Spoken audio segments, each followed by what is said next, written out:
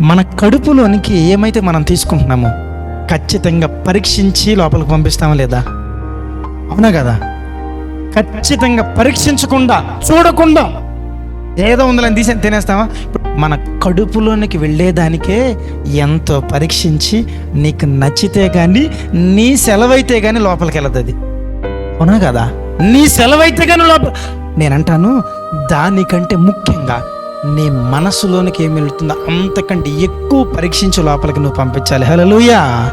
ఇది నేను నా మనసులోనికి వెళుతుంది, నా ఆత్మీయ జీవితానికి ఉపయోగమా లేదా? నా మనసులోనికి తీసుకుంటుంది, నా కుటుంబానికి ఉపయోగమా లేదా? నా జీవితానికి ఉపయోగమే లేదా? ఎన్ని విషయాలు అన్నిటిని తీసుకుని మనసులో పెట్టుకోండి. నేనంటే అందుకే మనసు పాడైపోతుంది. ఎందుకు రా తమ్ముడు అలా ఉన్నావంటే మనసు పాడైపోయిందన్న, మనసు బాగలేదన్న. ఎందుకు బాగలేదు? కానీ ఎన్ని తీసుకున్నావు?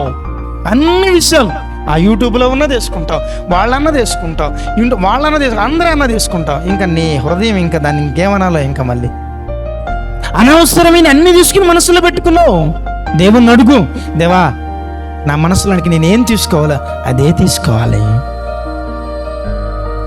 కడుపులోనికి ఏం తీసుకోవాలో పరీక్షించి ఆలోచన చేసి ఇష్టమైతే కానీ లోపలికి తీసుకోం. దానికంటే